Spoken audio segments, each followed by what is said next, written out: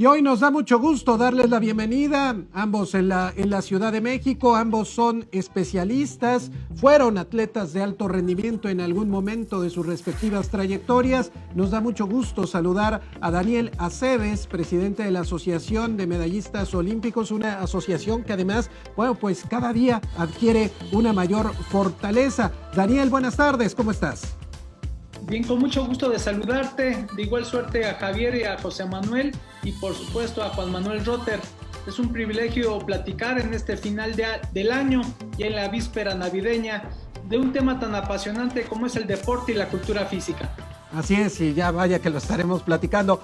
Le empezaría preguntando, Daniel, Juan Manuel, ha sido un año muy complejo para todos, muy complejo por la pandemia. ¿Cómo vive un atleta de alto rendimiento este hecho inédito hasta 2020 de una postergación de Juegos Olímpicos? ¿Ustedes en qué creen que le pudo haber afectado más al deportista de alto rendimiento? Sin duda alguna, el año 2020 se significa por presentar un episodio pandémico a nivel internacional que no solo genera la postergación de los Juegos Olímpicos y Paralímpicos de Tokio, sino que también incorpora una dinámica a la que no estábamos acostumbrados y que es inédita dentro del alto rendimiento.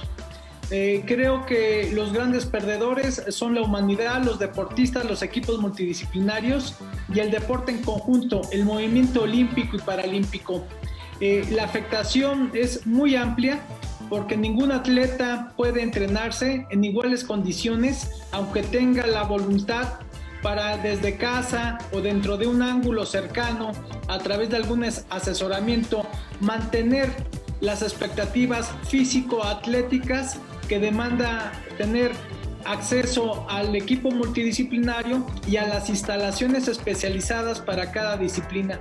Entonces creo que es muy importante en el inicio de esta conversación ratificar que en el ámbito del deporte, sobre todo de alta competencia, en el deporte que estaría representando a la humanidad en los Juegos Olímpicos y Paralímpicos, hay una pérdida trascendental, pero no obstante también una serie de enseñanzas de resiliencia que van a estar como parte del bagaje no solo cultural y personal de los deportistas, su familia y los equipos multidisciplinarios. Por eso mi pregunta es acerca de esto, si creen que Tokio les va a permitir la llegada a los atletas 1 o 2 meses antes para que puedan estar preparados para la cita olímpica. En este tema habríamos que escuchar lo que ha comentado en las últimas horas el comité organizador de los Juegos Olímpicos y Paralímpicos de Tokio y algunas directrices que ha dado Thomas Bach, el presidente del Comité Olímpico Internacional. Ellos han citado que habrá toda la flexibilidad por parte de la sede para que con anticipación lleguen los equipos, que no deberá ser menor a entre 5 y 15 días, y una vez que termine su participación no podrán permanecer más que 48 horas en suelo nipón. Evidentemente, como lo comentaba Juan Manuel y lo han expresado con mucha claridad, México todavía tiene un 45% de disciplinas por clasificar. Hoy en día tenemos un avance trascendente con 87 personas clasificadas, donde están equipos de conjunto como es el béisbol y el softball femenil, pero al fin y al cabo falta casi la mitad de representantes mexicanos con aspiraciones a clasificarse, y esto se tendrá que dirimir en los primeros 4 meses del próximo año. Entonces, estamos ciertos que serán unos Juegos Olímpicos distintos, con poca asistencia de público, unos Juegos Olímpicos mucho para la televisión, mucho para estas transmisiones a través de diversas plataformas digitales, pero al fin y al cabo nosotros festinamos en que se lleven a cabo estos Juegos. El peor escenario posible es que se pudieran haber cancelado. Las noticias de la aparición de la vacuna en distintas partes del mundo, incluida México, es un mensaje de aliento, es un mensaje de tranquilidad. En este terreno, el presidente del Comité Olímpico Mexicano, licenciado Carlos Padilla, hizo una solicitud hace 45 días ante el secretario de Relaciones Exteriores, Marcelo Ebrard, para apartar 1,000 vacunas para quienes asistieran a los Juegos Olímpicos y Paralímpicos. Esta gestión seguramente se va a ratificar no creo que haya un gran inconveniente por cumplir este propósito como un grupo preferente, y estamos ciertos que el esquema de vacunación pues no solo habla de una aplicación, habla de 2 aplicaciones con una distancia de 21 días. Y los Juegos Olímpicos, como bien lo señalan, inician el 23 de julio y culminan el 9 de agosto. Y un mes posterior se dan los Juegos Paralímpicos. A estas alturas deberíamos estar platicando de los resultados, de lo que fue, de las grandes figuras, de cómo le fue al deporte mexicano. A lo mejor esta mesa redonda tendría verificativo, pero en otro sentido. ¿Cómo le fue al deporte mexicano en Tokio 2020?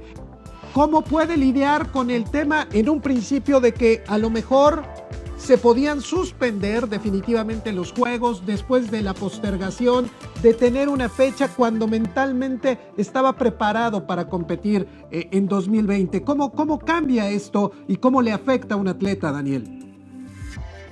Fundamentalmente tiene que haber un planteamiento de mucha resiliencia, de mucha madurez personal y grupal. Y regresando a esto que hemos platicado en diversos foros, es fundamental reconocer a la resiliencia como la capacidad del ser humano de sobreponerte a diversos obstáculos. Pero para que ésta se presente tienes que tener en primer lugar una alta autoestima, la capacidad de verbalizar tus sentimientos y también la posibilidad de trasladar estos mismos pensamientos y sentimientos a tu círculo afectivo más allegado. Hoy en día yo he tenido el privilegio de platicar con varios atletas ya clasificados para los Juegos Olímpicos y han tenido las mismas características que la población general: insomnio, ansiedad, aspectos leves de depresión, y esto sin duda alguna afecta de manera importante el rendimiento, sumado a la desaparición del fideicomiso que proveía los fondos del deporte para el alto rendimiento, que ha dejado pues en duda el pago de los entrenadores, de los equipos multidisciplinarios, donde ya no están los metodólogos, pero están los nutriólogos, están quienes conforman la evidencia real de las ciencias aplicadas al deporte de alta competencia. Se ha sumado al problema de la pandemia. Entonces es un escenario complejo. Yo aspiro, reitero, a que de manera local, de manera familiar, este replanteamiento que están teniendo estos atletas que nos van a representar puedan tener un cauce positivo. El escenario no es el mejor, de ninguna manera. Y Juan Manuel lo citaba, no se ha podido hacer una burbuja al estilo del deporte estadounidense para preparar a los atletas mexicanos, situación que sí se está dando en muchos otros países. Y ya se comentó también, el desconfinamiento social que se ha dado en otras latitudes ha dado como consecuencia que puedan tener entrenamientos bajo una nueva normalidad, pero también algunas competencias locales que dejan vigente la capacidad competitiva. Entonces creo que es un escenario complicado. Por supuesto, la resiliencia es fundamental y la capacidad de las autoridades para que en las próximas semanas den cauce de acuerdo a las circunstancias epidemiológicas, que yo creo que van a ser complejas, a pesar de que haya incipientemente un esquema de vacunación y que deja al deporte mexicano en una circunstancia de cierta crisis. Vamos a tener muchos atletas veteranos que estaban alargando su carrera para llegar a estos Juegos Olímpicos de Tokio 2020 y terminarla de la mejor manera posible, con una medalla colgada. Era el caso de María del Rosario Espinosa, que no estaba clasificada, pero estaba intentando tener su boleto. Paola Espinosa también intentando alargar su carrera para llegar a otros Juegos Olímpicos. Ahora, en el tema de esta veteranía, ¿cómo le afecta al deporte mexicano un año sin actividad, sin competencias internacionales? ¿Eso también podría menguar un poco en el tema de las medallas? Dentro de mi punto de vista, creo que va a afectar sensiblemente. Las expectativas hoy se darían con base a un tema de azar, no de un conocimiento concienzudo, ni técnico, ni mucho menos científico. Todos podemos decir algún número de medallas que corresponde más a una aspiración, a un deseo, que a un conocimiento real, porque no conocemos a nivel internacional sobre todo en los deportes de marca y de contacto. ¿Cómo están siendo la preparación que se está otorgando en cada una de las disciplinas? Entonces, el Comité Olímpico Mexicano, por ejemplo, ha manifestado la vocación de pronosticar 5 medallas. Como se comentaba, la CONADE hablaba de 10. Seguramente tendrá que haber un ajuste, pueden ser más o pueden ser menos. Creo que hoy los pronósticos van a quedar a un lado, y las circunstancias que se vivan dentro de las competiciones pues nos van a dar sorpresas favorables o desfavorables.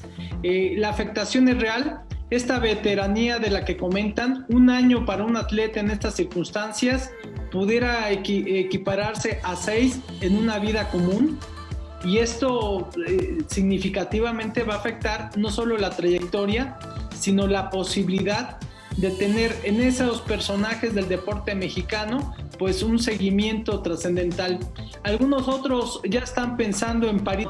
Entonces, dentro de ese contexto, creo que ya el que se tenga que trabajar con un mundo pandémico rumbo a estos Juegos Olímpicos, en donde solo restarán 3 años para proseguir el ciclo de París, sin duda alguna tendrá que ser la ubicación y la vinculación del tema del deporte mexicano. Y sobre todo también pensar en estas situaciones de la Carta Olímpica, que podría tener modificaciones por el tema de los mensajes que se pueden dar precisamente a favor de estas causas que hemos tenido en el 2020, que han estado muy marcadas por el racismo.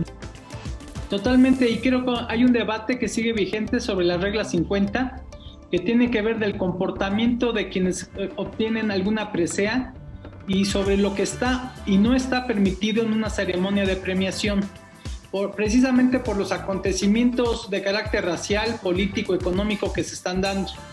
Hoy en día tiene que virar el movimiento olímpico para determinar y subrayar que el deporte y la cultura física es un derecho humano, el que tiene que haber una transversalidad con la educación, con la salud, con el bienestar social, con la economía y con la seguridad pública, pero también el incorporar el tema del deporte social. Mucho de lo que hoy está viviendo México y el mundo con la tasa de letalidad del COVID-19 tiene que ver con la falta de activación física y la práctica del deporte.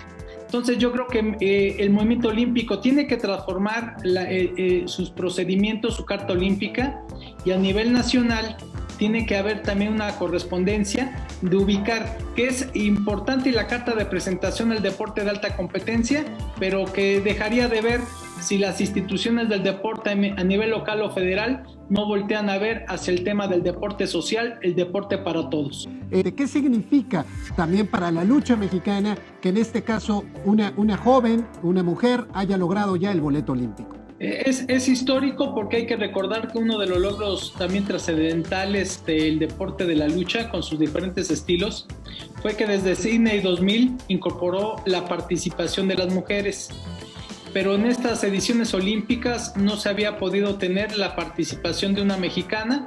Ya en Valencia, en el clasificatorio olímpico que se dio en el Campeonato Panamericano, celebrado en Ottawa, Canadá, en el 10 de marzo de este año, pues pudo llevarse el título y también con ello la clasificación olímpica. También otro luchador logró la clasificación en lucha grecorromana. Desafortunadamente él ya ha tenido un problema legal hace escasas semanas, situación que posiblemente lo va a inhabilitar, pero la plaza es para México, misma que se estará disputando con algunos competidores, y por lo menos México hoy tiene 2 clasificados.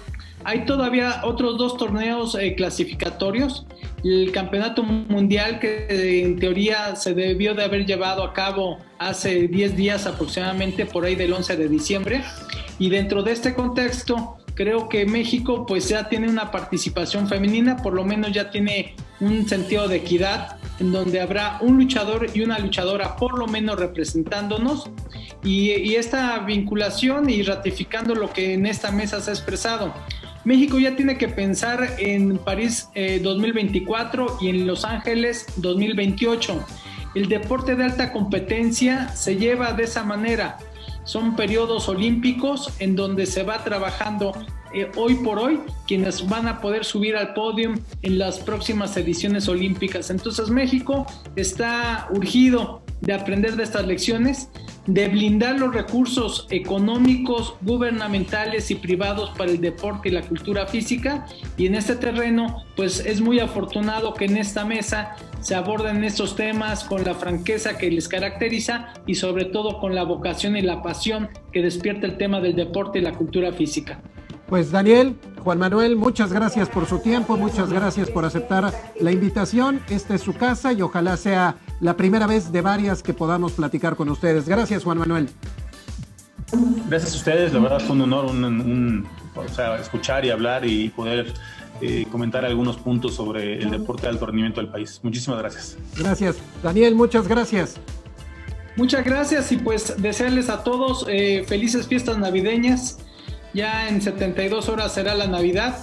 Viene un año nuevo que representa muchos retos.